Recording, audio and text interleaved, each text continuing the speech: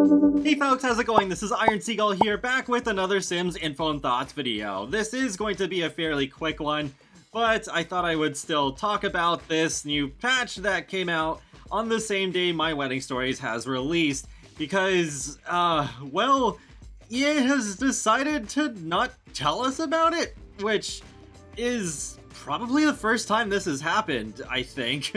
It's a rather odd situation, because EA did tweet about the release of the My Wedding Stories game pack, but they just quietly released the patch and said nothing about it. Even when the patch is really small, they tend to tell us what is fixed. But EAcade has posted on the official forums, there won't be any notes for this one, just behind the scenes fixes. It gives me very strong Nintendo vibes, because I've become way used to seeing them putting out updates, especially for like the Nintendo Switch, where the patch notes just say something like general stability improvements for an improved user experience. It's like, okay, what are those improvements? It doesn't really help much. It's like, okay, what was the point of putting out the update then?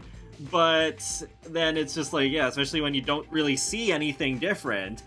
Plus, it's no secret that My Wedding Stories is very broken. Maybe it's even outdone Dine Out in terms of how broken it is.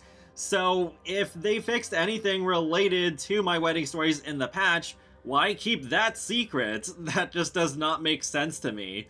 Just because the pack was only available to EA Network creators up until today does not mean that they should keep all the changes a secret.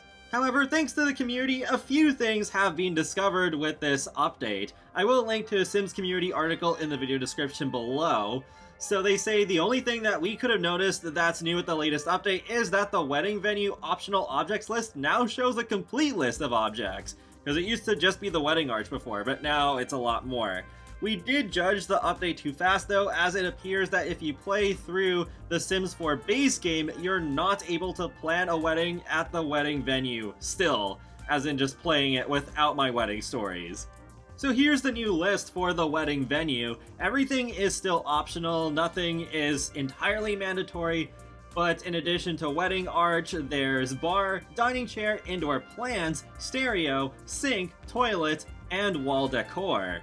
Also, Twitter user The Sims 4 Russia posted the localized Russian cover art for My Wedding Stories, and yep, just as promised, Dominique and Camille, the couple, are still there. And Lil Dika also found that there's the cake fork in debug. Yay, I guess.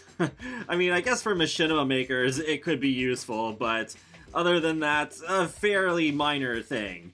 I have also seen a couple of YouTube videos from fellow EA Network creators showing that the pack is still broken, even though some things were fixed by this patch, but not really a whole lot. I will leave a link in the video description below to Nixel's video, because she does even have a little table at the end showing what's fixed, what is still pretty hit or miss, still wonky, and things that are definitely still broken. So overall, I really hope that this is a one-off, considering that we haven't had a patch come out the same day as the pack before. Usually it's at least a few days. And yeah, I definitely do not want them to become more like Nintendo patch notes, where they aren't always transparent about what's actually fixed. I'm also not sure how much more they intend on fixing this pack, because it took us a while to even get at least a few fixes for the previous game pack, Dream Home Decorator.